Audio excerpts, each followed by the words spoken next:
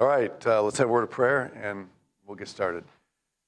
Thank you, Lord, for the privilege of gathering. We do pray for those who are sick, for patience, for an unusual ability to manage time and catch up where they have fallen behind, perhaps in notes and class discussions and assignments. And we're grateful that all these things participate in your plan for us. No exceptions, no mistakes, and we are very privileged to be able to make a confession like that. And we do so knowing you revealed yourself as such, and we believe your word. So just be honored in our lives and help us to have a good class, good time of discussion and sharing today. I pray in Jesus' name, amen. All right, let me maneuver the camera here so that, and ignore that, that'll be for after the presentation. Let's see if we can focus. Okay, well, yeah, actually, we're pretty much right there where you are. And I'm going to focus in on you, too. We're gonna, woohoo, man, I can see your teeth. All right. Well, excuse me, I'm having a little trouble getting this thing to settle in where it's supposed to. All right, so I'm going to hand the mic over to you, Isaac. You're all powerful, man. There you go. Not all powerful, but This thing on here. All right. So I read The Viable Missionary, Learner, Trader, Storyteller by Donald Larson. First thing of note is that Donald Larson was not a missionary. He is like a missionary consultant. He talks with missionaries and kind of helps them to settle into their new host cultures. So that's kind of the claim he has to this knowledge. So he starts out by saying that there is often a wide gap in the missionary's conception of his or her role and how it is viewed by those of his or her adopted community. In the host culture, a missionary is often viewed against one of three different backdrops: the schoolhouse, the marketplace, or a courtroom. In the schoolhouse, they will often view the missionary as a teacher, in the marketplace as a seller or a merchant, in the courtroom as an accuser or a judge. Larson sums it up this way. In the schoolhouse, the teacher says, "I will teach you something." In the marketplace, the merchant says, "I have something to sell you." In the courtroom, the judge says, "I will measure you by this standard."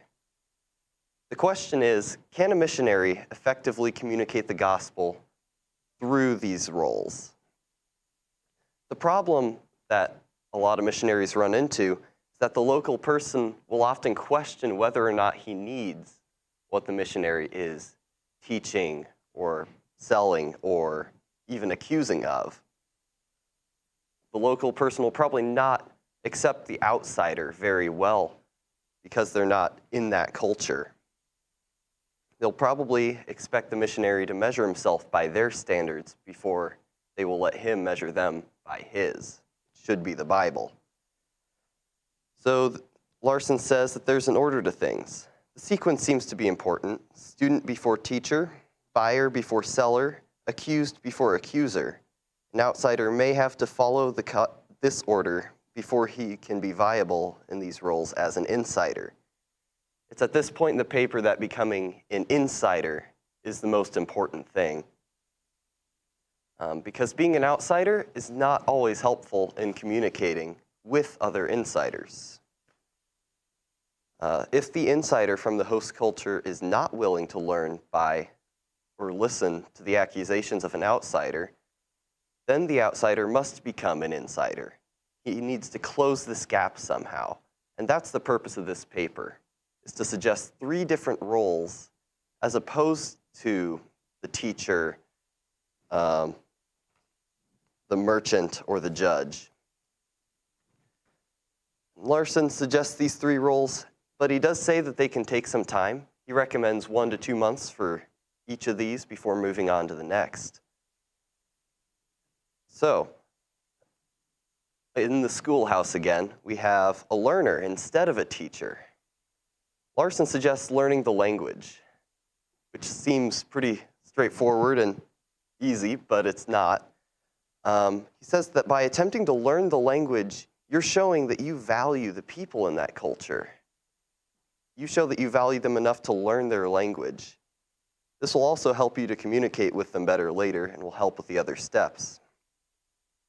Larson recommends spending the mornings with a language teacher, then taking the afternoons and going out into a public place and conversing with people. The goal of this role is to be able to communicate a little bit and to be able to pick up new words from the people you talk to. Against the backdrop of the marketplace, you are now a trader instead of a seller. Instead of just giving information, you're giving and receiving.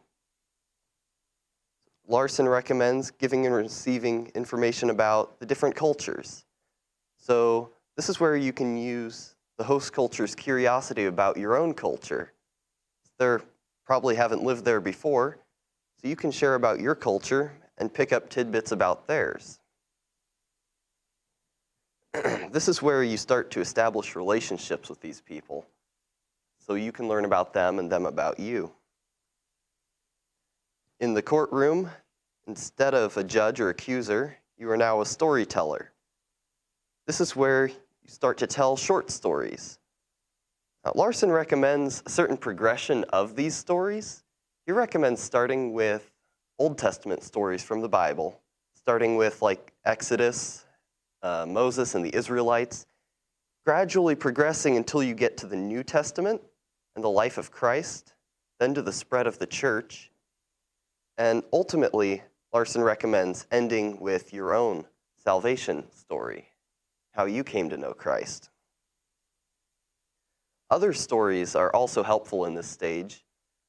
Stories from back home. Those will be interesting to them. Stories of what's happening in the community. Those are the stories they'll be telling, and telling them yourself will help you to fit in even better. So this even helps you to connect with them on a deeper level, because at this point, you're communicating in the same ways that they are. So the question of viability then.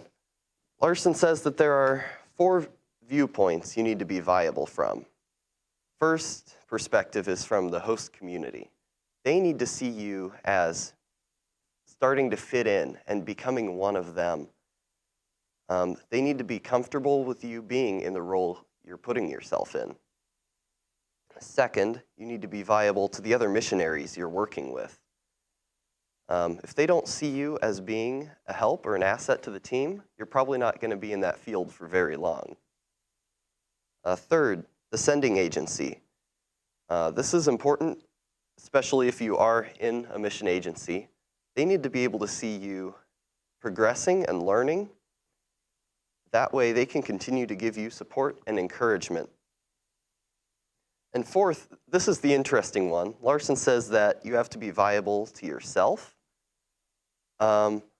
He says that the roles allow you some space to grow for yourself, which sounds a little self-centered at first, but when you think about it, it is important to be able to see yourself progressing and moving forward. That really does help you to persevere in the work that God has called you to. And that's all I got.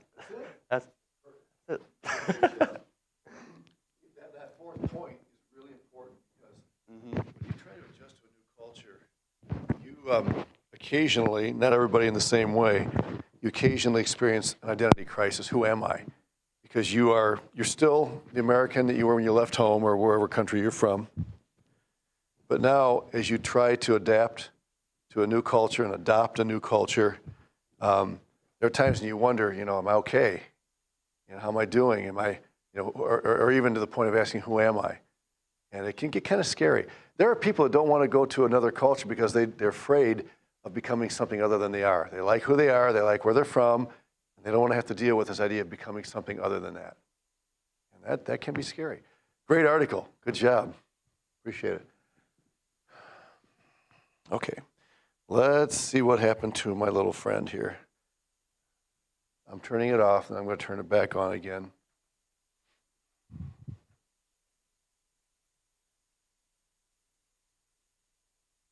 now let me try and turn it back on and see what happens. Please.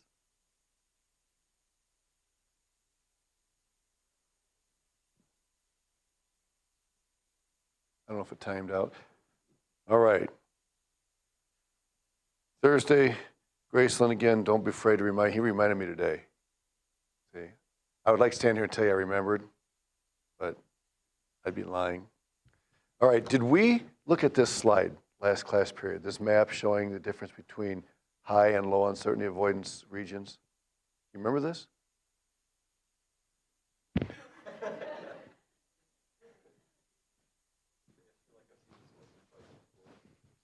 All right, hang on.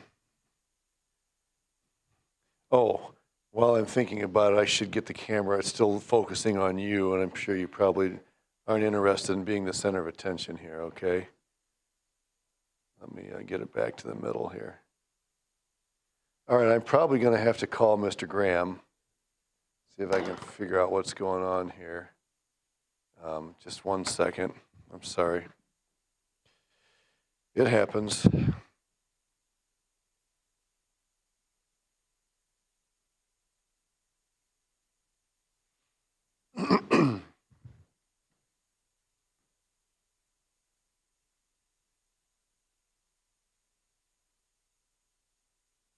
Hi, Joel. Mark in Nettleton 105.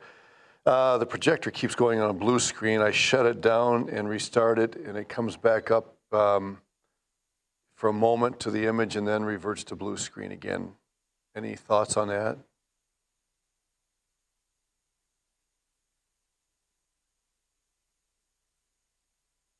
Okay. All right, thanks. Appreciate it. Bye. Okay. Drew Baby's going to come over and bail us out. Give it another try while he's doing that. Okay.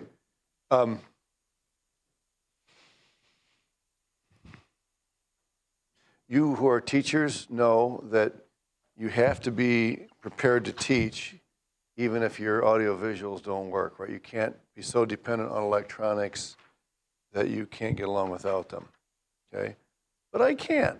No, we can. We'll get along. Okay. All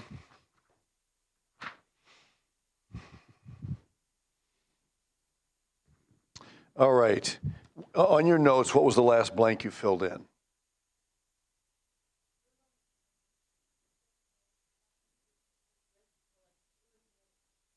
Okay.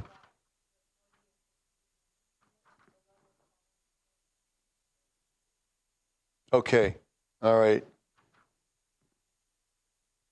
Okay, good, good. All right, so down at the bottom, a few characteristics. Let's talk about high and low risk a little more here. In a low uncertainty avoidance, which means what? Low uncertainty avoidance is the same thing as high risk, okay, where there's high risk. You would find less structure and minimal routines, okay? And that just makes sense. So let me ask you this. Do you consider your life, hi, Drew. Do you consider your life highly structured or minimally structured?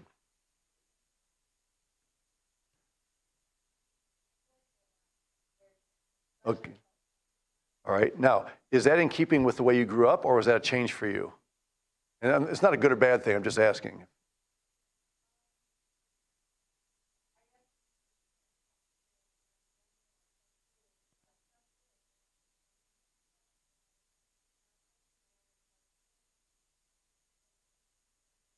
Okay. Okay.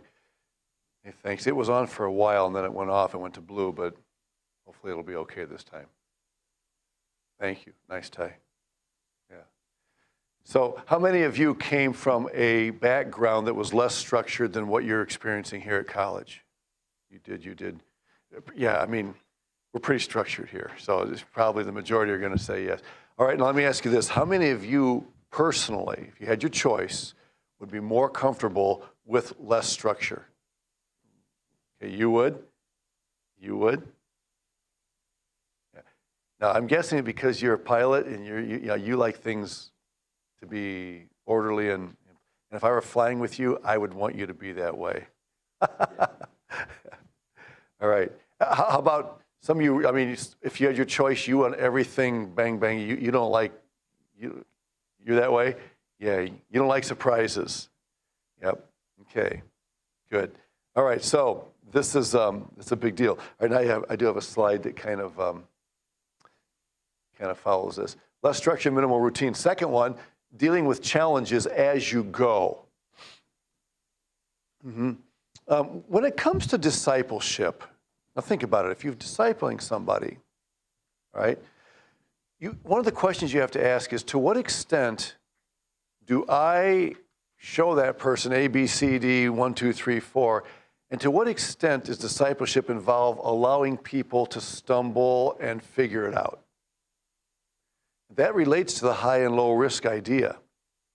And the fact is, even God deals with us that way. There are times when he gives us a good deal of structure, but there are other times when he doesn't show us and he lets us stumble around in order to learn and to seek him and trust him. So that's, again, we're not talking about good versus bad here. We're talking about two different ways. Third, a little sense of feeling threatened by surprises. So you're going to go on vacation with your family or friends this summer, okay? You want to have all the hotels all lined up along the way. You want to know which tourist events you're going to take advantage of while you're there. You already know which restaurants you're going to eat. You know which route you're going to take. You know how much it's going to cost. Some of you that way? All right, you are? Yeah. Who says, hey, let's go away for a week and we'll just figure it out as we go? How many like that? I don't. All right, you're okay. We'll see what's there and we'll make it happen. Okay, now you can imagine if you go with two kinds of people in the same car, you see, you're going to have to be prepared for some sparks to fly, right? And that can happen in cultures. So what would you think? Would you guess that the 2/3 majority world, this is kind of review this one, but 2/3 majority world more geared to the less structured or the more structured lifestyle? Pardon?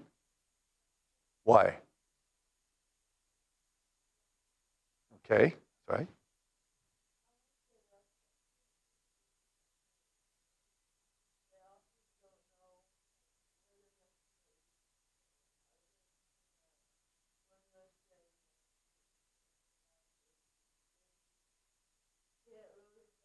Mm-hmm.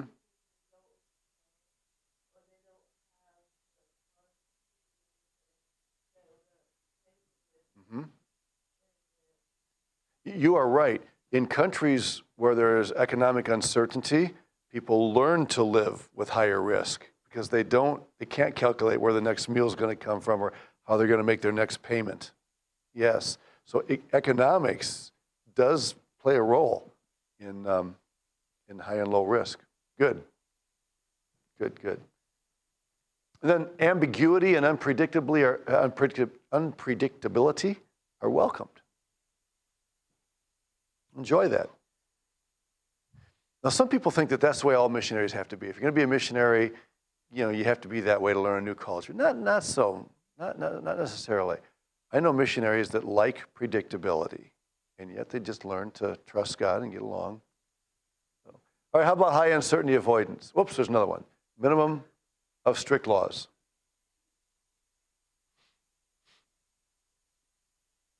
Now, what if I tell you that Brazil has a low uncertainty avoidance, but they have lots and lots and lots of laws? How do you explain that? I mean, they do. Their constitution is like this. Ours is really small. Their constitution is huge. And they love paperwork, piles and piles of it, and lots of stamps and signatures and more stamps and signatures, and yet they're high risk. How do you explain that?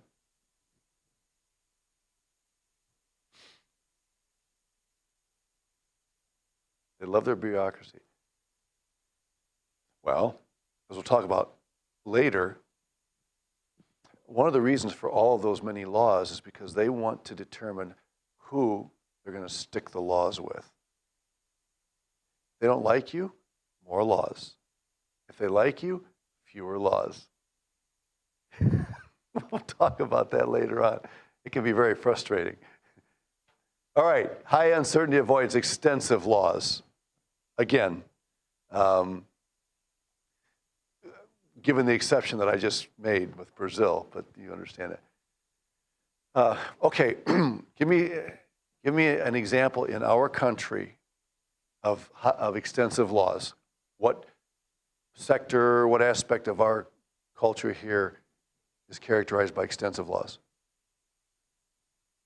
Yeah, taxes. Yeah. And, I keep hearing TurboTax. Oh, it's easy, until I start it. I don't know about you guys, but I find nothing easy about TurboTax. I always end up going and hiring a guy for $150, $200 to do it for me. What else? Taxes is one. Yeah, roads. We talked about that before. That's connected to insurance and taxes. All economy. It's amazing how you can become very low risk if you want to for economic purposes. Yeah. Mm-hmm. Good. Many religious customs and high uncertainty avoidance. Major religions give people a sense of security, and they like that predictability. Okay? And you'll find if God leads you to minister in a country that has a major religious system, that one of the biggest problems that you'll face in trying to win people and disciple people is the call of the family. We had 3 gals that came to Christ. I'm convinced they truly came to Christ. I might be wrong. And they were so faithful. When it came time for baptism, all of a sudden they disappeared. Long story short, we found out that it was family and community pressure. And they never came back to our church. Now, maybe they never trusted Christ, but man, if they didn't, they sure did a good job. I mean, for months, they showed just the most solid evidence of true conversion. But the comfort and security, the familiarity of their families and their religious system, it made it really hard for them to step out. For them, becoming believers was high risk. And for most cultures in the world today, becoming a believer is a high-risk proposition. And so if you're dealing with a low-risk culture, you got to remember that stuff. Now, what's the danger of the other? If you're dealing with a country that's very high risk, you'll find that people will very easily jump in because they don't mind, but they may be very superficial. So there are problems on both sides of the fence. There's a tendency to attach oneself with the dominant cultural group. Why? Because that's where security is. They're dominant. Nobody's going to wipe them out. And so who are Christians in most culture? They're a minority group, right? And so to join yourself to a minority group in a culture that's high uncertainty avoidance is tough. Yep. Think of the early church. In Jerusalem, man, very, very difficult. And yet 3,000 people came to Christ. Do you ever wonder, those 3,000 that came to Christ, how many of them stuck it out? I would like to think they all did. And I think that the narrative at least suggests by implication that by and large they were faithful. But I always wondered, did some of them end up getting sucked back in? All right. So what 2 countries are we going to talk about? Italy and China. Now, obviously, they're out of proportion slightly, right? But it looks nice on the screen. History is important, and we've talked about this before, but you really can't learn a new culture and function in a new culture without understanding something of its history. Otherwise, you won't know why they do what they do, where they came from. So let's take a look at a few points. The Roman Empire had a unique system of codified laws. The law system that we have in the West today really is an inheritance from the Romans. Not just that, but the Greeks. You guys know the Athens story, right? The democracy idea. I'm listening to a great courses series on the Athenian democracy idea. Fascinating. Quite a different democracy than what we have here, so would you call the Roman Empire high or low risk? Low. Lots of laws. I mean, think of the levels of authority that they also had, amazing. Just a very sophisticated system of government. China, however, in contrast, believed in a government of man and encouraged innovation. You say, wait a minute, that's not the China I know today. Well, the China that you know today, communist China, is not historical China. okay? Communism is relatively new in China. What about before that? See, if you go back and look at the hundreds and thousands of years before the Communist Revolution, you see a totally different China, where man and innovations were encouraged. Right? So if you go to China today as a missionary, you need to understand that. The China that is being propagated is not the same China that people knew historically. And that's important in understanding who they are and how they think and live. Okay? Can you think of another country that has had a radical change, or another region of the world where this has happened, where history would be very important to understand the people and their roots? Pardon? Yeah, think of the French Revolution. Yeah. Yep. What about the entire former USSR? Changes there. You can't minister to those people without understanding something about, where they came from. Look at African nations that have undergone, civil strife after the English or the Dutch have pulled out. See, all of those are major historical eruptions. And if you don't understand what happened before and all you're doing is learning what they are today, you're going to be at a great disadvantage. Okay? All right. Group participation. In a low risk or low uncertainty avoidance, a question like, what do you think creates good discussion? I think you can see I do that. I like to do that in our class. I like to ask open-ended questions. Just got out of current issues in missiology last hour, and I asked a lot of leading questions, right? And that's good. In our culture, if I ask leading questions, like, what do you think about? For the most part, as a general rule, you're not afraid to answer that because there's no risk involved in giving the wrong answer. I'm not going to kick you out of class if you answer wrong. I'm not going to lower your grade. I'm not going to humiliate you in front of all of your peers. See, that's because we're low uncertainty avoidance. We want you to feel vulnerable. Well, we want you to feel free to, let me say it this way, we want you to feel free to participate without feeling vulnerable. In other words, low risk minimizes the vulnerability, whereas low uncertainty avoidance. Okay, high risk. Sorry about that. I've been teaching this for years, and I still get those two mixed up. All right. High uncertainty avoidance, the same type of question brings silence. I'm not going to stick my neck out. Now, you've all been in situations, even here in our country, where because of the situation, because of the nature of the question, if you're a student, how many of you went to public schools, high school? Okay, if somebody asks a public school student, so what's your view on transgenderism in the middle of the classroom? You might tend to clam up a little bit because, you're sitting in the middle of people that think by and large very differently, or at least that's what the media would like you to think. Yeah, so there are a lot of things that contribute to that. Okay, power distance and uncertainty avoidance usually work together. Can somebody tell me why?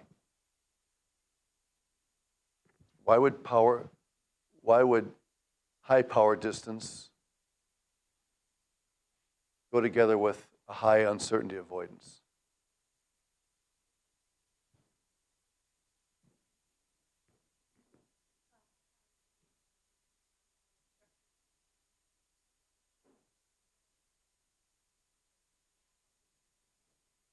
Mm-hmm.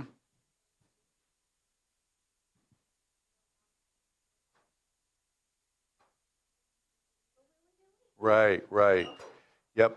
So in a high power distance culture, if you speak up in a meeting and you happen to say something that's in disagreement with the leader, you can create a very tense environment. Hi, Nina. Welcome. We're talking about high risk.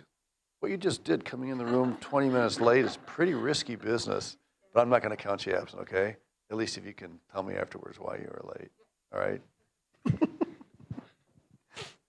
Yeah, that's a good answer, Liz. You're right on.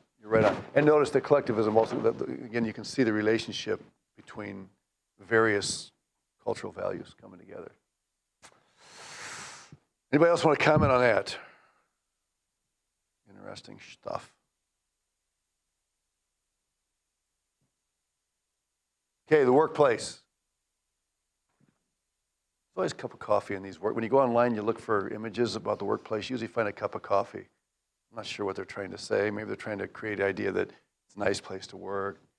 Enjoy some coffee while you're, okay. High uncertainty avoidance, let's talk about that in the workplace, okay? Strict confidentiality dominates. Excuse the small font, I had a lot to squeeze in. Hope you can see it. Strict confidentiality dominates. People are very careful about where and when to discuss work.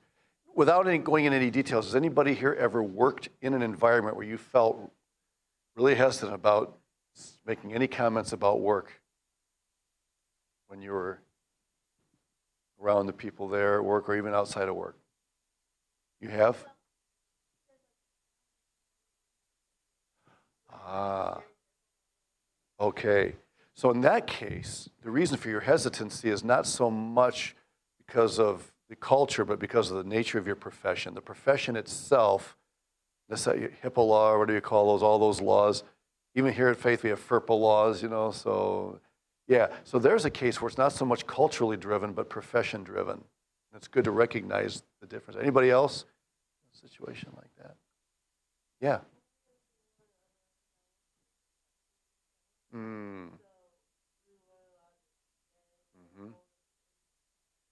Right. Confidentiality is a big deal in the counseling industry. Right. So again, that is professionally driven and not culturally driven in and of itself. That's what makes cultural studies so fascinating. There's so many ingredients that influence the way that things work. 2, it is hard to introduce new ideas or products because people are very suspecting. People in high uncertainty avoidance, low risk, they like the same old, same old. Okay, they like the same products. Even if you could convince them there's something better. I had people in Brazil tell me to my face, Pastor Mark, your message is right. That's what the Bible says. I know that the Roman Catholic Church is wrong. You guys are definitely right. And that they turn around and walk away from it because of the pressure of family and community. What do? You work so hard. We think about our apologetic. You want to be able to argue and convince people. And then when they come out and they say, you're right, it's like they've just disarmed you completely. Where do you go from there? And you can tell them things like, I tried this, say, well, family is a temporary relationship. What are you going to do about eternity? Your relationship to your Creator. But man, it's hard for them. It's hard. All right. Employees stay longer in a company due to uncertainty about a job change. They might be dying to get out of this job, but they're afraid of where they're going to get another job. Some of that's economics. How much opportunity is there to find another job? In our country, when's the last time you met somebody that was afraid to resign from a job, leave a job because they wouldn't be able to find a job anywhere else? I mean, it does happen, but it really isn't. I mean, you look around right now, everybody and his uncle has a sign out hiring, Now, a lot of those are restaurants and places like that, but I mean, problem in our culture right now is not, it is not a lack of jobs, it's a lack of, and what is the minimum wage, by the way? They've raised that. Do you know what it is in Iowa? Or maybe it hasn't gone up, what's that? Okay, it's okay, it hasn't gone up to where I know that Biden administration would like to see it get up around $13, $14, $15 an hour. Want to ruin an economy fast? Just do that. But there are countries, and the same thing is true in churches. If I leave this church, now what? See, so this is a big deal in a high uncertainty avoidance culture. Low uncertainty avoidance, Australia. All right. Now, that's interesting in light of Australia's recent action about COVID. So that would seem almost to be very much the opposite. But again, certain things are politically driven and not culturally driven. In fact, this may sound a little strange to you, but I would even suggest, and we won't discuss this here, but I'll just throw it out for you to think about, I would even suggest that the so-called moral revolution in our country really does not represent a majority of the people by any stretch of the imagination. It's being touted that way. Being propagandized that way. but it's really not. And I think in Australia, same sort of thing might be true. A particular political party is exercising authority, but as a culture, it's considered a low uncertainty avoidance culture, high risk. All right. Work is freely discussed in most any venue of society. You're not going to lose your job for saying something. Even if word gets back to your boss, he says something he didn't like, he might not like you for it, but innovations are freely expressed, even when one knows his or her idea may not be accepted, may likely not be accepted. In fact, job security is often enhanced by a willingness to contribute ideas. And we've talked about that before with low power distance. Okay? All right. And 3, people often value the risk of seeking out a new and better job. Change is viewed as progress. Have you ever heard somebody here in America say, you're going to stay in that job for the rest of your life? Aren't you going to get something better?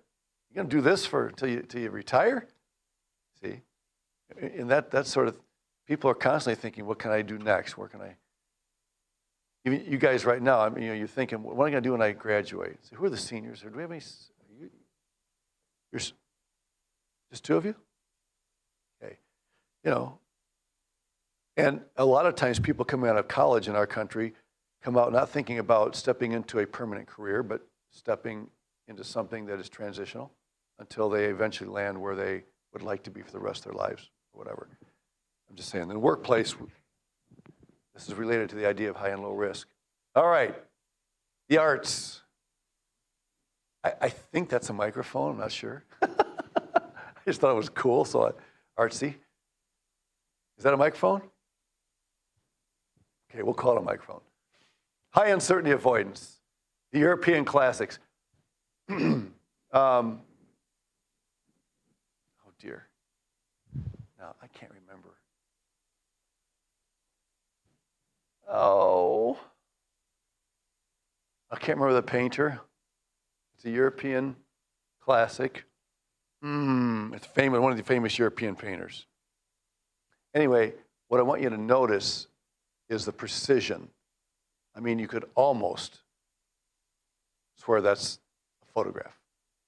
You guys have, on your TVs, you play Google, you pick your Google, and those things are looping, and you look at one, you say, wait a minute, is that a picture or a painting? You have to get up really close, and sometimes you can't tell. Precision, okay? High uncertainty avoidance. Sorry, open that here, let me move this a little bit. High uncertainty avoidance.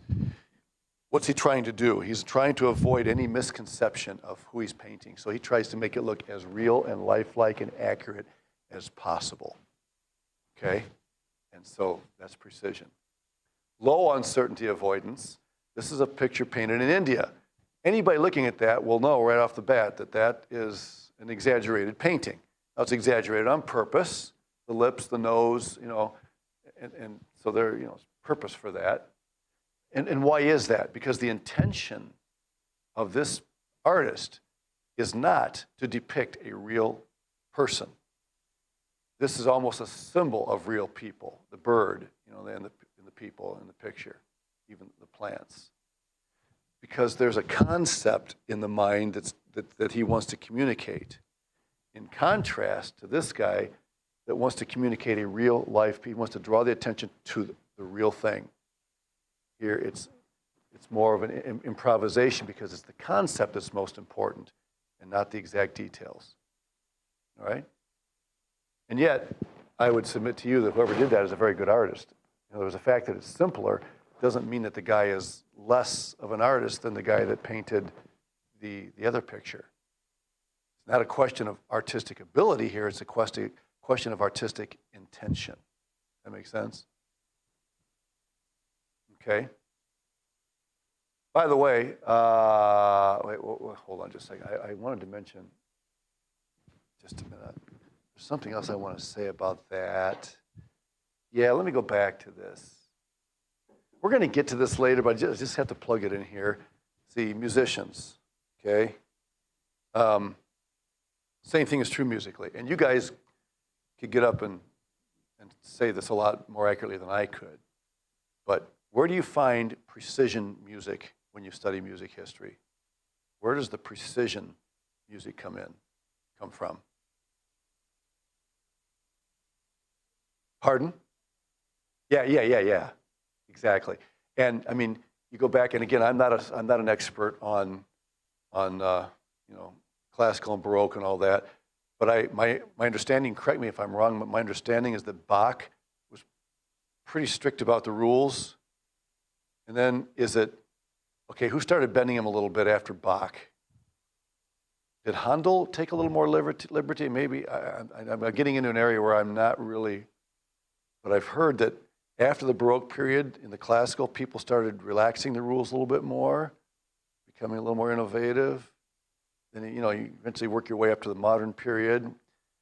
I talked to a guy, we had a guy come down to Brazil to do a music seminar for us. His name was Larry Budal. He's the former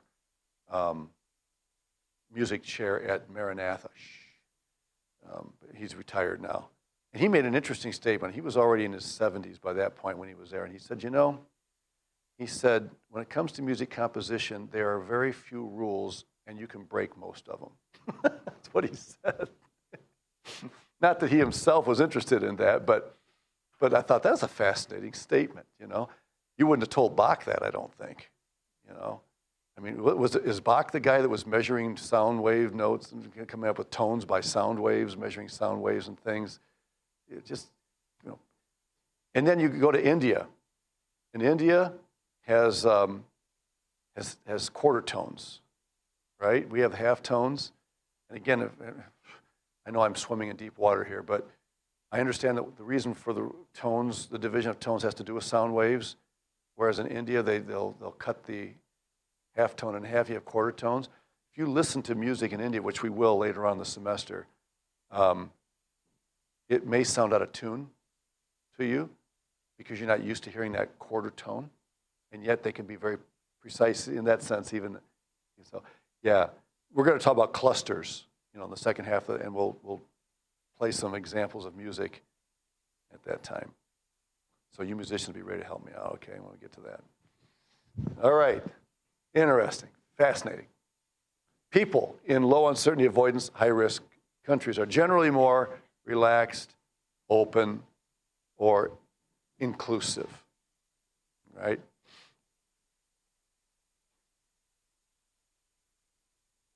High-strung people tend to come from low-risk cultures. Just give you another example. Japan is a very low-risk culture in general. And so when you make reservations at a hotel, for example, and you want to go and change them, it involves quite a process just to get the reservation changed. It's not just, oh yeah, here, they go to the manager, they discuss it, they come back, and they propose another room for you, And the reason is because they're very precise. I think I've told you this before. I asked my auto mechanic, I have a Toyota Camry, and I asked my mechanic, I said, which cars do you see in here the least? He said, Japanese cars, hands down, there's no question. He said, we in the West have not yet equaled their engineering precision. They're good. They're really good at that. And so that would be an example of a low-risk culture. Low-risk culture tends to be high precision because it minimizes the chance of error. Yep. Anybody here drive a Toyota or a Honda? Okay. Honda, okay. Civic, yeah, good car, another good car. Honda. When interacting with high uncertainty avoidance culture, all right? You know what that is? That picture? You tell what it is? Yeah, they're skydivers. Crazy. I mean, look how close they are. I wonder, is that a real picture? I mean, is that even possible to do it like it is? Get up high enough, right? Does he really? Talk about high risk. Anybody here ever skydive? My son has, and his wife. They did it one, you go down with a guy, an instructor, and you're kind of riding on his back. Have you done the skydiving? Well, come on. Don't be so low risk.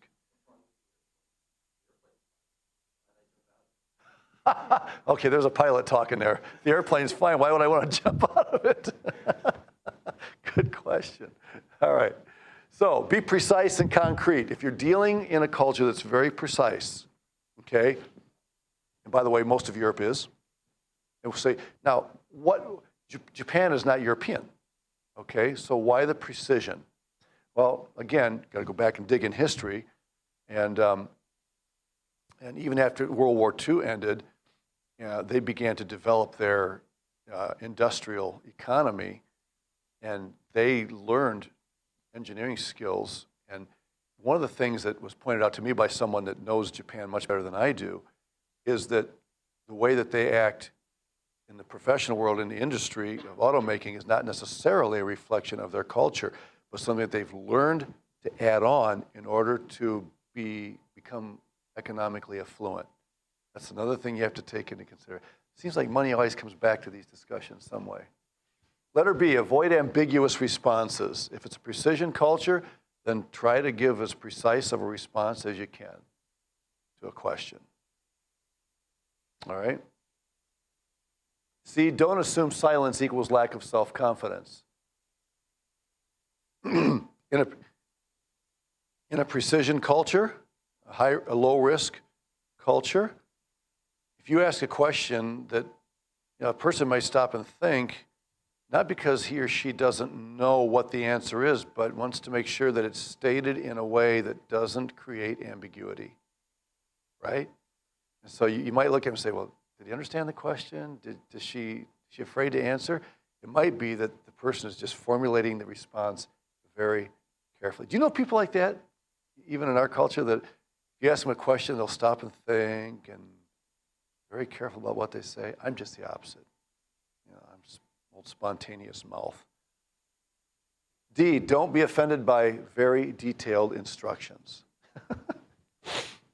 Well, in our country, whoever reads the manual, right? When's the last time you bought a product and read the manual? If you want to know something, you find a YouTube video, right? I'll tell you how to do it. That's what I do. I want to do something on my car. Do I look for the manual? No.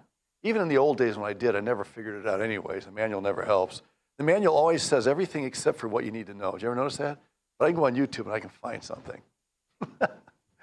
All right, E, avoid changing plans too many times. Yeah. Like, for instance, the example in Japan where you make a reservation in a room, then you come back a few days later and you say, I'd like to change my reservation. Well, if you do that too often, it might get a little irritating. So you want to be careful to keep that to a minimum. If you're a spontaneous person, recognize that. All right, how about interacting with a low uncertainty avoidance culture?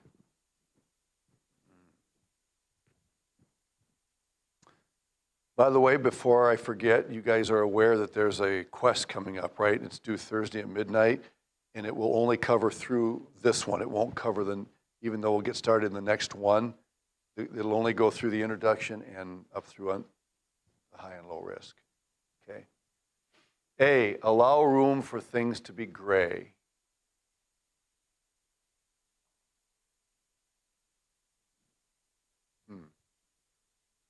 You guys in education, is it okay for a teacher to be less than precise when he or she is explaining something in class? Or are you taught to be very precise? Precise? Can you think of any possible advantage of being vague when you're explaining something as a teacher?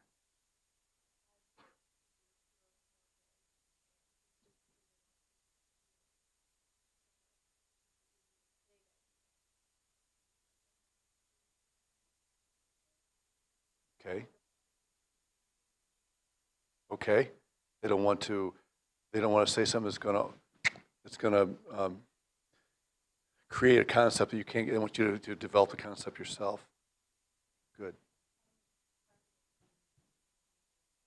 Okay. All right. Yeah, if you're trying to teach some basic math principles, you better be pretty explicit. Yeah.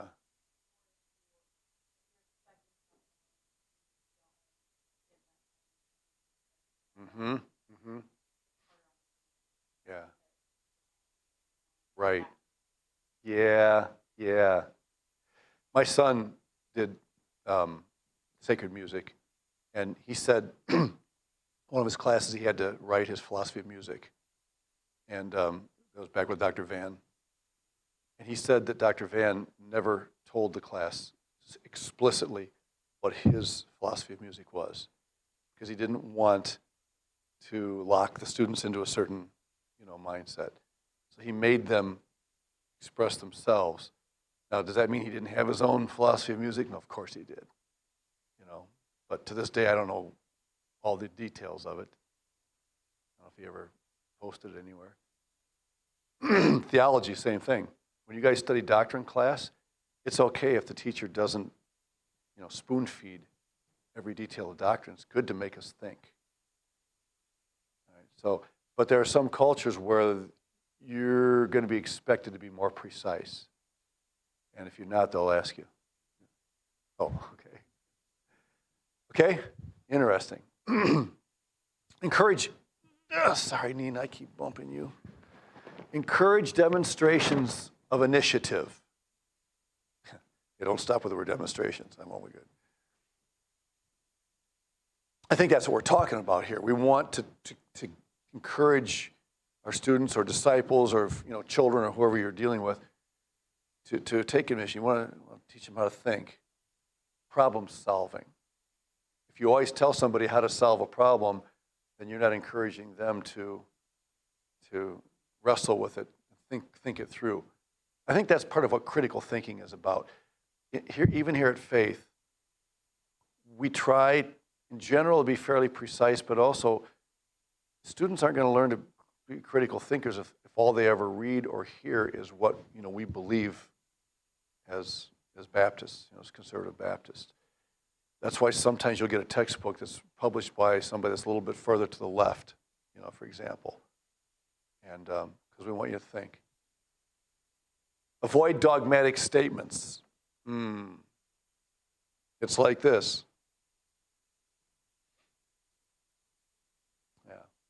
And D, demonstrate flexibility.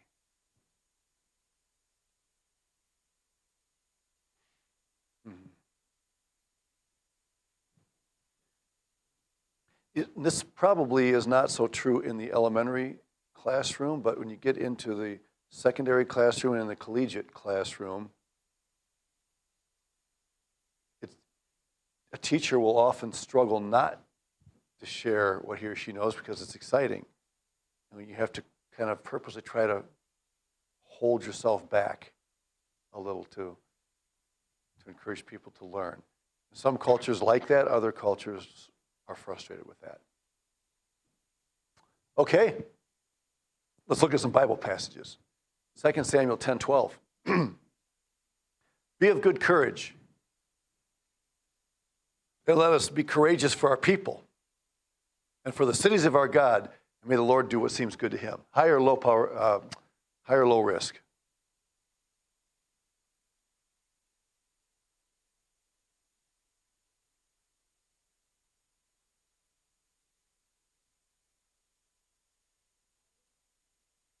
Yeah, this is where Jonathan takes his servant, and they're going to go attack the Philistines. His dad's been too cautious. I'm sorry, what'd you say? What'd you say? High risk. Why would you say high risk?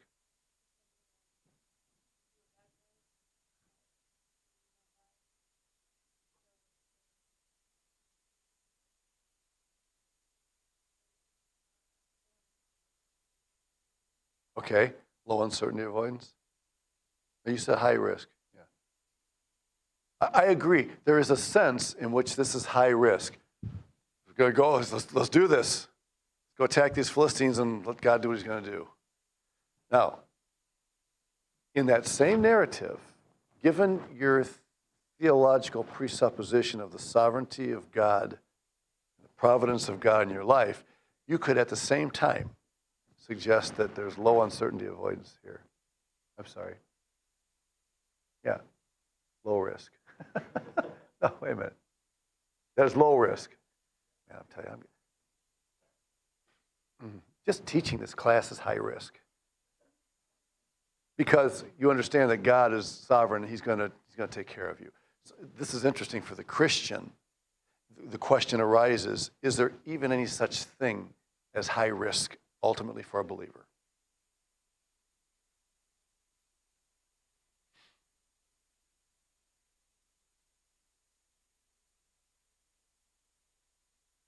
Pam?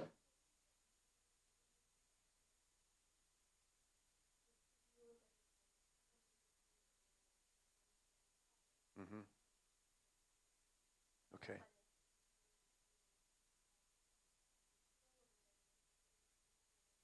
Mm-hmm. Mm-hmm. Right, right. Whose perspective are you looking at it from? Yeah. And remember, we've said this before, risk is not equal to recklessness necessarily. I mean, if you're venturing out and you're doing something that you're not sure the Bible allows or teaches or, then yeah, then you may be reckless. But risk is not necessarily recklessness. Okay? Yeah. All right, let's look at some others. There's another 2 Samuel. And he said, far be it from me, O Lord, that I should do this. And this is David when they bring him water. They risk their lives to go to the well in Bethlehem to get him water. He says, shall I drink the blood of the men who went at the risk of their lives? Therefore he would not drink it. These things the three mighty men did. So David viewed what these guys did as highly risky. Okay, they could have lost their lives. And out of respect for them and what they did, he refused to drink it. You might think, well, man, after all that, it'd be a slap in the face not to drink the water. No, no, no. They understood. The fact he wouldn't drink it was because he so honored them for what they did. Okay. Interesting passage. 2 Kings. And these are the lepers, remember? If we say, let us enter the city, the famine is in the city, we shall die there. If we sit here, we die also. We're going to die either way. So now come, let us go over to the camp of the Syrians. If they spare our lives, we'll live. If they kill us, we but die. Remember, they go there and they find out they're all dead. The place has been wiped out. But another passage of risk. Should they have done that or not? Esther, this is one of the most famous ones of all. If I perish, I perish, right? Was she taking a risk? Yeah, very calculated risk. She knew the ways of the kings there. I mean, these kings, if there's somebody they didn't like, they could squish you, right on the spot. You're done. Proverbs, trust in the Lord with all your heart. Don't lean on your own understanding. In all your ways acknowledge him. He will make straight your path. Does that express a high or a low risk idea to you?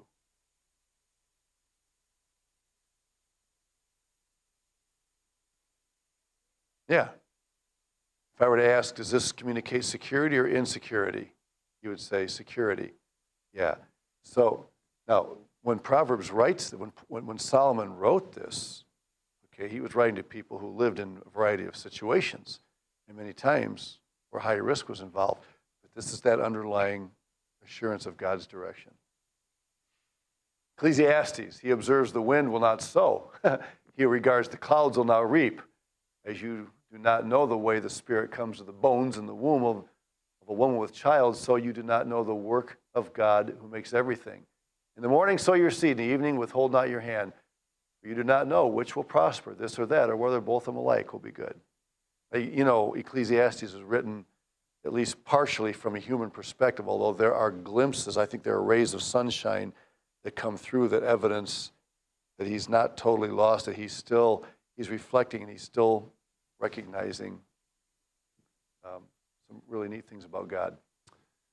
All right, Daniel, was it a risk not to bow down? Sure it was. But then it was not a risk because they knew that if they were to be killed, they had a secure future.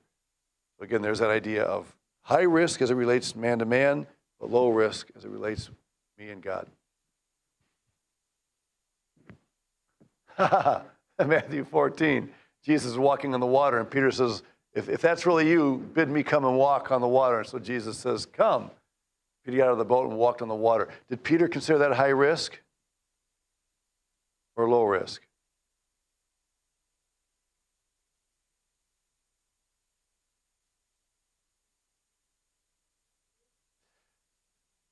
I think when he first said it, it was almost a spontaneous reaction, and I don't think he was thinking so much about the risk. But when he started looking at the waves, remember, all of a sudden he realized that he was taking a pretty risky venture. So I think he actually changed. This is a case where he went from a low-risk attitude to a high-risk attitude in a matter of a few seconds. So instead of bid me come to walk, now he's saying, Lord, save me. Yeah.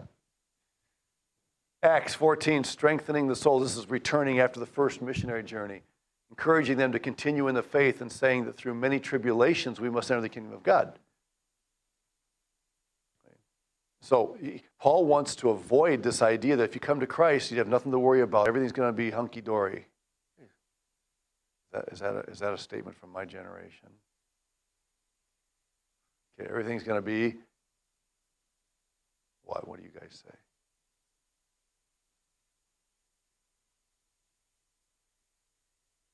Give me an expression.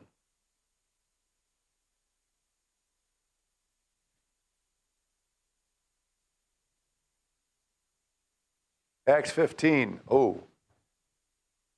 Now, this is James, leader in Jerusalem church. And after Paul, this is in context of Paul and Barnabas sharing their testimony about the first missionary journey. And he calls them men who have risked their lives for the name of the Lord Jesus Christ. One thing you should know is that at least sometimes in the New Testament, the word translated risk is actually the word to deliver. So I do not remember if that's the word here in Acts 15. I think it is. They're men who have delivered themselves. That delivering, that communicates the idea of risk, vulnerability, exposure. Paul and Barnabas they opened themselves up to whatever might happen because they knew they were serving the Lord. So again, you have a high-risk idea, but also bolstered by a low-risk confidence in the sovereignty of God and his provision. Okay? Acts 20, when he's talking to the Ephesian elders on his way back to Jerusalem. Now behold, I'm going to Jerusalem, constrained by the Spirit, not knowing what will happen to me there, except the Holy Spirit testifies to me in every city that imprisonment and afflictions await me. Now, this is interesting. You could say this is high risk, and you could say it's low risk. I actually view this more as a low risk passage because Paul has been assured by the Holy Spirit that he's going to face trouble. That's low risk.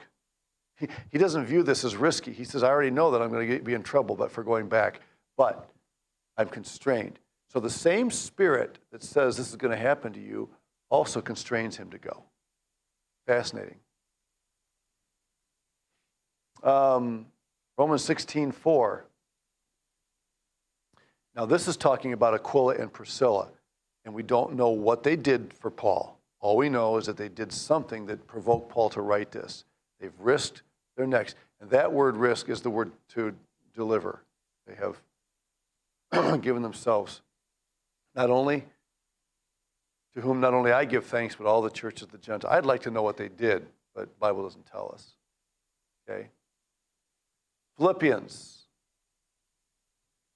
As it is my eager expectation and hope that I will not at all be ashamed, but that with full courage now as always, Christ will be honored in my body, whether by life or by death. For to me to live as Christ, dies gain. So where's the high risk element? I may die, I may live, I don't know. Where's the low risk? Christ will be honored in my body. So you have that same combination. Low risk, I know Christ is going to be honored, no doubt. High risk, this may cause me to lose my life. Very fascinating combination of the two there. Here, Philippians 2:30, talking about Epaphroditus. He nearly died for the work of Christ, risking his life to complete what was lacking in your service to me. But to him, to die for the work of Christ was an honor, low risk, not worried. Could have lost his life. Philippians 4:12. I know how to be brought low and I know how to abound. In any and every circumstance, I've learned the secret of facing plenty and hunger, abundance and need. I can do all things in him who strengthens me.